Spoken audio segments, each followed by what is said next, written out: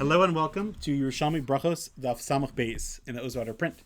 I'm going to share something with you today that's very exciting because it's something that is relevant, hopefully not every day to you, but it's something that is conscientiously on your mind, and you probably had no idea that the biggest makar for it is the Yerushalmi. Now, you would say, well, I already learned it in Shulchan Aruch and Mishabura, so you're right, it's brought down in halacha, but this is where they got it from. So the Gemara talks about a case where somebody makes a bracha and he drops something. And so he wasn't able to find that thing, and so he has to make a second bracha. Amar Tanchum Bar Yudah, and this is the famous thing that he says: Tzarich lomer Baruch Shem Kol Masal Yilam Voed Shel Haskir Shem Shemayim Levatala. So when a person accidentally says Hashem's name, he made a bracha, so he has to say Baruch Shem Kol Masal Yilam Voed. Now, a couple of ha'aras on this. So first of all, we know that this is true, that we have to respect Hashem's name. The Chazon Ish in Orach Chaim, which is where this halacha is brought down, he actually asks this kasha, which is that he says, why is it that it's considered saying Hashem's name in vain? Let's say I made a bracha. Bracha Hashem Elokeinu melech haolam hamotzi lachem min haaretz, or bracha Hashem Elokeinu melech haolam shakol yem b'dvaro. Why is that saying Hashem's name in vain? It's still true. Hashem is motzi lachem min haaretz. He brings out bread, and Hashem is the one that everything is created for him.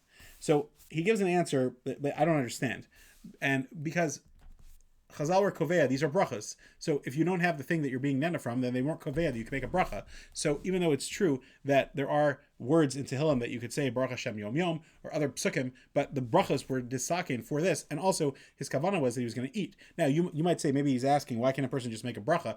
Chazal were koveya the bracha on a hana that you get. So I don't fully understand those achisi have exactly what the Chazon Ish is referring to. But there is a famous chakira that I also don't understand, but I'm going to share it, and maybe you can enlighten me, which is basically, does Baruch Shem erase what you did wrong, or does Baruch Shem just kind of apologize for what you did wrong? Now, I've always understood it as a second, and Rav Yaakov Kamenetsky says in Emes Liyaakov on Shulchan Aruch, he says, by the way, the whole thing is in Shulchan Aruch, Hilchos Brachos, so it's in Reish Vav, Sivkat Vav. So he says that I have proof that it must be that it's just a small fix-up. Because he says in the halacha of Safek Brachos Hakel, which means if you're not sure, don't make a bracha. The halacha is that you shouldn't make the bracha. But he says if Baruch Shem erased what you did, so then of course you could just make the bracha again, and then you'll say Baruch Shem, and it'll erase it. So therefore he says that that's proof that it must be that it's just an apology to Hashem, so to speak, that you profane the name. I don't understand what he's saying. You're not allowed to do something wrong on purpose. Everyone agrees that you're not supposed to make a bracha on purpose. So even if I did it, then I said it. Then I fixed it, but I'm still not supposed to do the avera. So I don't understand how that's a proof. I don't know what Baruch Shem actually does. To me, it's simple that it's a apology to Hashem, because again, you're supposed to respect Hashem's name, and if you said it inappropriately, you're supposed to say I'm sorry. So that's what it is. Baruch Shem means that I still respect it. Now let's think about the times that it's actually used. Right, so Baruch Shem is used where a person says Shema, Yisrael Hashem Elokeinu Hashem Echad, then he whispers Baruch Shem, and the Gemara in Pesachim, the Bavli, says that this is a pasuk that's used. It gives a famous mashal. The Rechaim Volozhin and Nefesh Chaim talks about at length that the king's daughter, the princess, smelled delicious food coming from the kitchen, and she requested it, and they said, "Oh, that's not the king's food that you're going to find at his table. That's the slave's food. They're just eating it." But she says, "I want it."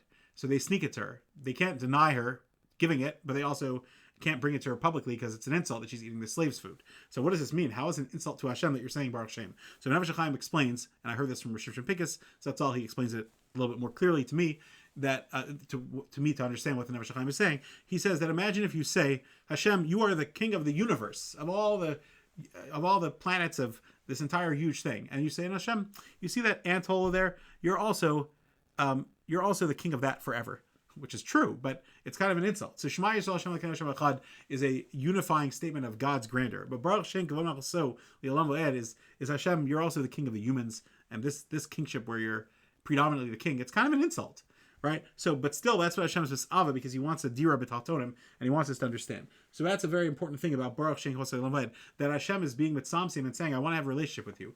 And actually, the Rashba says this, and many Rishonim bring it down, that when we make a bracha, I've talked about this before, that a bracha is Baruch Ata. We talk to Hashem directly, but then Hashem it's third person also. We recognize Hashem, even though we have a relationship with you, but there's still a distance that you're still infinitely greater than us. And that's the perspective we have. So perhaps it's interesting because on the one hand, we use Hashem's name, so we're showing we have a relationship with him.